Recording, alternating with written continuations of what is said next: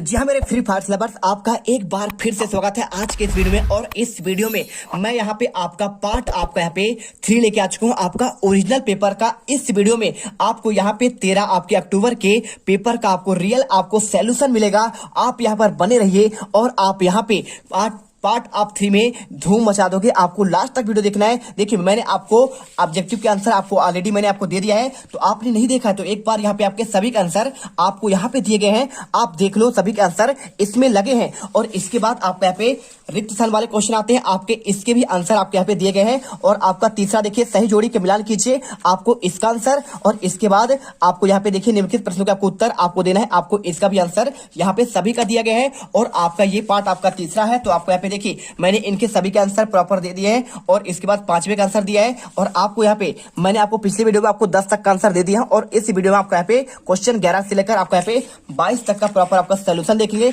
चलिए फटाफट यहाँ पे स्टार्ट कर देंगे। क्वेश्चन 11, लेंस किसे कहते हैं, आपका ये क्वेश्चन आपको दिया गया, आपको इसको बताना है। तो देखिए आपको इसका आंसर दिखाते हैं, आपको लेंस क्या कहते हैं। तो देखिए लेंस क्या आपका हो जाएगा, आपके यहाँ पे 2 तलों से घिरे आपके उस पारदर्शी माध्यम को आपका लेंस कहते हैं, जिसका एक तल आपका गोली होता है और दूसरा तल आपका गोली अथवा समतल होता है। और ये 2 प्रकार के होते हैं, आपका अवतल लेंस और आपका यहाँ पे आपका उत्तल लेंस। सिंपल सा आंसर। और इसके बाद देखिए उस लेंस की फोकस दूरी ज्ञात कीजिए जिसका आपका क्षमता -2 आपका डायप्टर है। तो ये वाला आपको जो क्वेश्चन आपको दिया गया है सिंपल सा। तो देखिए आपको इसका आंसर क्वेश्चन आपको यहाँ पे ये मिल जाएगा। क्वेश्चन आपका 15वां आपको सेम है, आपको अवतल लेंस की फोकस दूरी माइनस आपका 2m दिया गया है, आपको यही पूछा गया है। और इसके बाद देखिए आपको लिखना है चूंकि अवतल लेंस की फोकस दूरी ऋणात्मक होती है और चूंकि आपका p बराबर 1/f बराबर देखिए 1 और आपका यहाँ पे फोकस दूरी -2 हो जाएगा, आपका 0.5 आपका डायप्टर। यहाँ पे आपका आंसर निकल कर आपका आ जाएगा। लेंस की क्षमता होता है 1/, फोकस दूरी आपका होता है, आप इसे याद करके चलिएगा। और इसके बाद क्वेश्चन देखिए आपको यहाँ पे क्वेश्चन हो गया। और इसके बाद आपका क्वेश्चन अगला देखिए, क्वेश्चन आपका यहाँ पे आता है आपका 12वां, ठीक है। तो यहाँ पे क्वेश्चन आपका 12वां लिखा है, कोई आपका यहाँ पे 1.5 डायप्टर वाले संशोधक लेंस का आपको निर्धारित करना है, क्या आपका यहाँ पे होना चाहिए। तो आपको चलिए आपको आंसर यहाँ पे देख लीजिए, आपका 5 पॉइंट लंबाई के कोई आपको बिंब 30 सेंटीमीटर वक्ता वाले त्रिज्या का आपको उत्तल लेंस के सामने 20 सेंटीमीटर दूरी पर रखा है। तो आपका प्रतिबिंब की आपको यहाँ पे स्थिति ज्ञात करना है। चलिए फटाफट इसका आंसर हम देते हैं। तो इसका आंसर आप यहाँ पे देख सकते हैं, पूरा आंसर आपका सेम है और आपको आंसर भी आपको यहाँ पे बताया जा रहा है, ठीक है। देखिए तो आइए हम आपको बताते हैं। तो जो लेंस की फोकस दूरी निकालने का सूत्र होता है वो होता है हमारे पास F बराबर 1/p। तो देखते हैं यहाँ पे जो देखिए क्षमता दे रखी है 1.5, तो रख दीजिए। फोकस दूरी हमें निकालना है, क्षमता कितनी दे रखी है 8.5, यहाँ रख दीजिए। इसको हल करिए तो जब दशमलव हटाएंगे तो ऊपर क्या बन जाएगा, 8 0 बढ़ जाएगा तो आ जाएगा 10/15। जहाँ से यहाँ से हम जब F निकालेंगे तो हमारा F आ जाएगा बराबर का 0.667 मीटर। आइए अब हम इसको सेंटीमीटर में भी चेंज कर लेते हैं। जब सेंटीमीटर में चेंज करेंगे तो किसका करेंगे, 100 का गुणा कर देंगे तो आ जाएगा F बराबर 66.7 सेंटीमीटर, ठीक है। तो ये हमारी फोकस दूरी आ गई। अब फोकस दूरी हमारी काय में आई है, प्लस में आई है, पॉजिटिव आई है, यही धनात्मक आई है। अगर हमारी फोकस दूरी धनात्मक आएगी तो जो लेंस होगा वह अभिसारी होगा। कौन सा होगा, अभिसारी, यानी कि उत्तल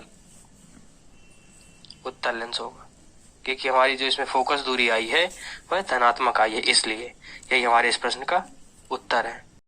यहाँ पर क्वेश्चन देखिए आपका अथवा का 5 सेंटीमीटर लंबाई का कोई आपका बिंब 30 सेंटीमीटर वक्ता आपकी त्रिज्या की किसी उत्तल के सामने आपका 20 सेंटीमीटर की दूरी पर रखा गया। तो प्रतिबिंब आपको यहाँ पे स्थिति ज्ञात करना है। देखिए आपको यहाँ पे क्या करना है, आपका मात्र आपको यहाँ पे जो आपका प्रतिबिंब है आपका उसकी स्थिति आपको ज्ञात करना है। कैसे करना है, आपको इसको देखिए बिंब की मतलब आपका यहाँ पे छाया की बात कर रहा है कि उसकी लंबाई आपका 30 सेंटीमीटर है और वक्ता त्रिज्या कितनी आपको उत्तल लेंस के आपके सामने यहाँ पे 20 आपका सेंटीमीटर की दूरी पर। चलिए आपको यहाँ पे आंसर इसका हम दिखाते हैं आपको।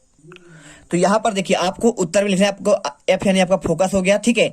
आपका 15 आपका सेंटीमीटर होगा और इसके बाद देखिए आपका यहाँ पे उत्तल दर्पण के लिए F आपका धनात्मक होता है और F देखिए प्लस आपका 15, आपका U आपका यहाँ पे वस्तु की दूरी और H आपका ऊंचाई, ठीक है। दर्पण सूत्र क्या होता है, 1/v प्लस आपका 1/u बराबर आपका 1/f होता है। आपको सबसे पहले देखिए आपको यहाँ पे लिखना है 1/v प्लस आपका यहाँ पे 1/ आपका यहाँ पे माइनस, देखिए आपका इसे मान आपका ऋणात्मक होगा 1/15 और इसे क्या करिए पक्षांतर कर दीजिए, 1/v बराबर हो जाएगा आपका यहाँ पे देखिए 1 बटे 15 इधर, और आपका माइनस आपका उधर जाएगा, आपका प्लस हो जाएगा। ठीक है, अब इसे जोड़िए, देखिए आप जोड़ेंगे तो आपको यहाँ पे आपका 60 निकलकर आपका एलसीएम निकलेगा, एलसीएम 60, और आपका यहाँ पे देखिए 60/60। ठीक है, और इसके बाद भी का मान करेंगे, आपको उल्टा करना पड़ेगा, तो 7/60 है तो भी का मान आपका 60 बटे आपका 7 हो जाएगा, और आंसर आपका यहाँ पे भाग दे दीजिए, 7×8 = 56 हो जाएगा, आपका 4 बचेगा, और 7×5 = 35, आपका यहाँ पे 42 आपका यानी 8.6 आपका सेंटीमीटर आपका आंसर निकल कर आएगा। और देखिए आपकी स्थिति की बात करें, प्रतिबिंब आभासी तथा सीधा और दर्पण के पीछे 8.6 आपकी दूरी पर बनता है।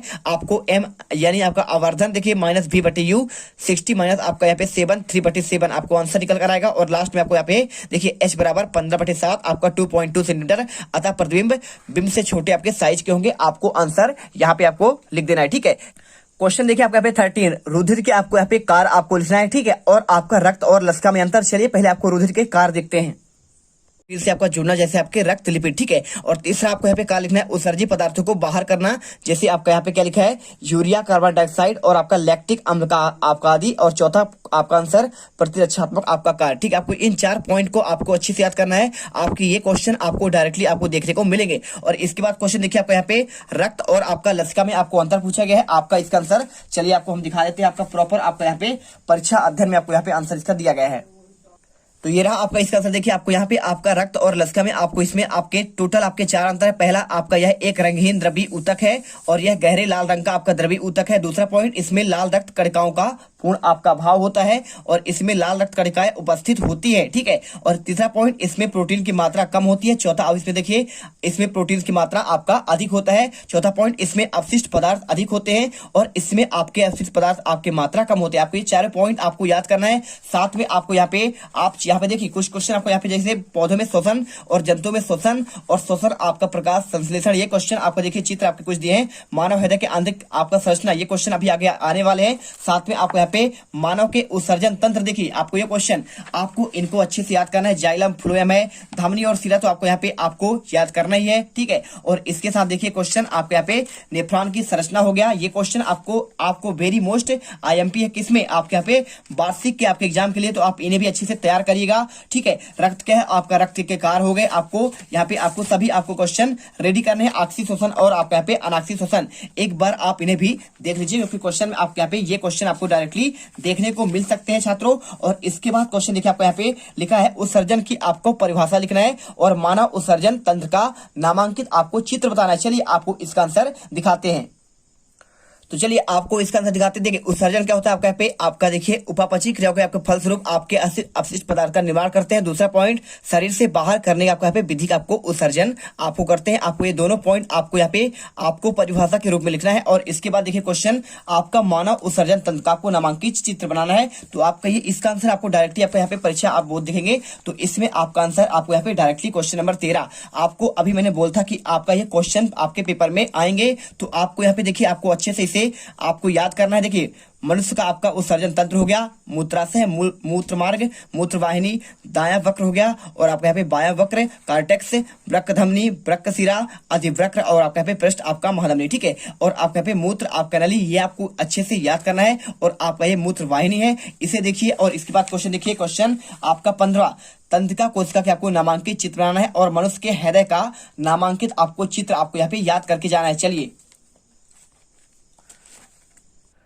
तो आपका आंसर देखिए आपको यहाँ पे तंत्र का आपका कोशिका का आपका नामांकित चित्र आपको यहाँ पे मिल जाएगा। देखिए आपको यहाँ पे आपको ऐसा चित्र बनाना है। उसके बाद आपको डेंड्राइट, नाभिक, डेंड्रान और आपका साइट्रॉन, तंत्र का तंतु आपका सीमेंटिस डिस्क, इसके बाद माइलिन शीथ हो गया, निशिल्त कण हो गया, नाभिक हो गया। आपको यहाँ पे आपको आंसर कर लेना है। और इसके बाद देखिए क्वेश्चन आपको यहाँ पे दिया गया है, आपको यहाँ पे इसके अलावा आपका यहाँ पे क्या दिया है, मनुष्य के आपके हृदय का नामांकित चित्र की बात कर रहा है। तो आपको इसका आंसर मैंने आपको अभी बताया था कि आपका आंसर आपको ये वाला आपको यहाँ पे कर जाना है। मनुष्य के आपके हृदय की आंतरिक संरचना आप केवल आपको चित्र बनाना है। आपको यहाँ पे पूरा चित्र आपको यहाँ पे आपको रेडी करके जाना है। ठीक है, चलिए आप इसे याद कर लीजिए। और इसके बाद क्वेश्चन देखिए आपको यहाँ पे क्वेश्चन नंबर आपको यहाँ पे 16 यहाँ पे क्वेश्चन आपका दिया गया है, इंद्रधनुष आपका किस दिशा में बनता है, आपका इसका वर्णक्रम आपको लिखना है। आपको क्वेश्चन नंबर देखिए आपको कहां तक हो गया, क्वेश्चन आपको यहाँ पे 15 तक कंप्लीट हो चुका है। क्वेश्चन देखिए इंद्रधनुष किस दिशा में बनता है, और इसका आपको वर्णक्रम आपको लिखना है, और वर्ण विषय पर किसे कहते हैं आपको स्पष्ट करना है।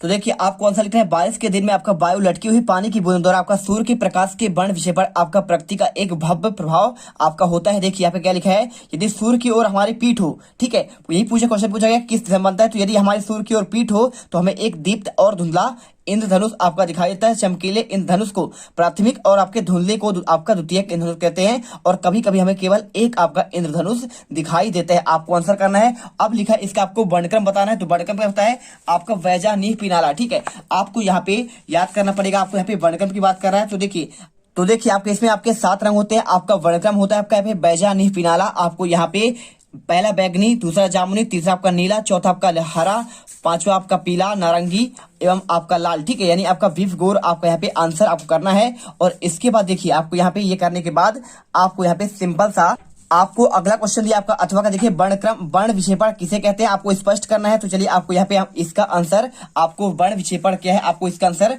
हम आपको यहाँ पे देते हैं आपका वर्ण विक्षेपण का, ठीक है।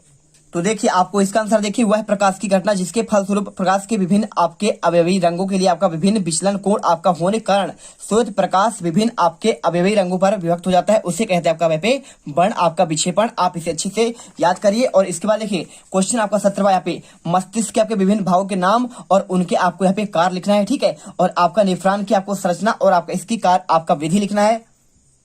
तो देखिए आपको यहाँ पे इसका आंसर आपका मस्तिष्क के विभिन्न भाग की बात करें तो आपको भाग कौन कौन से, देखिए आपको यहाँ पे 3 भाग हैं आपको लिखना है। आपका देखिए पहला का आपका अग्र मस्तिष्क, दूसरा आपका मध्य मस्तिष्क, तीसरा आपका यहाँ पे पश्च आपका मस्तिष्क। और बात कर रहा है आपका इसके भागों के आपको कार्य लिखना है, ठीक है, हर एक भाग का। तो आपको देखिए यहाँ पे आपको यहाँ पे लिखा गया आपको 3 भागों में। पहला देखिए इस मस्तिष्क का सबसे आगे भाग जो आपका प्रमस्तिष्क और हाइपोथैलेमस का बना होता है अग्र मस्तिष्क कहलाता है। दूसरा आपको ये हो जाएगा आपका तीसरा यहाँ पे ये, ठीक है। तो आपको यहाँ पे आंसर इनके आपको अच्छे से करना है, आपके यहाँ पे कार हो जाएंगे। और इसके बाद देखिए आपके यहाँ पे ये भी लिखा है मनुष्य के आपके मस्तिष्क के कार आपको लिखिए, तो आप इसे चाहो तो आप यहाँ पे ये भी याद कर लो। और इसके बाद क्वेश्चन नेफ्रॉन की संरचना आपका यहाँ पे कार आपका विधि लिखना है। चलिए आपको यहाँ पे क्वेश्चन आपका नेफ्रॉन का आपको दिखाते हैं, यहाँ पे उसकी संरचना और उसकी आपका यहाँ पे कार आपका विधि। तो यहाँ पर देखिए आपको यहाँ पर देखिए आपका नेफ्रॉन की संरचना आपका यहाँ पे नामांकित आपको चित्र में, पहले आपको यहाँ पे ये चित्र बना लीजिए और इसको चित्र बनाने के बाद आपको इसकी आपको कार्य विधि भी आपको लिखना पड़ेगा। तो चलिए आपको यहाँ पे क्वेश्चन आपका 17 तक यहाँ पे आपका कंप्लीट होता है आपका चित्र। आपको क्वेश्चन 18 से लेकर आपके आगे आपके देखिए आपको यहाँ पे आपके 22 तक के क्वेश्चन आपको यहाँ पे मैं आपको यहाँ पे अगले वीडियो पर दूंगा, क्योंकि देखिए क्वेश्चन आपका यहाँ पे वीडियो बहुत लंबा हो रहा है, इसलिए आपको यहाँ पे क्वेश्चन आपको यहाँ पे अगले वीडियो पर आपका पार्ट 4 में यहाँ पे A to Z कंप्लीट कर देंगे। नेक्स्ट वीडियो पर जय हिंद जय भारत। अब अगर तुम लोगों को ये वीडियो पसंद आई तो लाइक मारो। एम करते हैं 2,60,000 लाइक्स के लिए। कंप्लीट तो वैसे ही नहीं होने, लेकिन बोलने में क्या जा रहा है ना। और अगर तुम लोग नए हो तो सब्सक्राइब करो, वो जो लाल वाला बटन है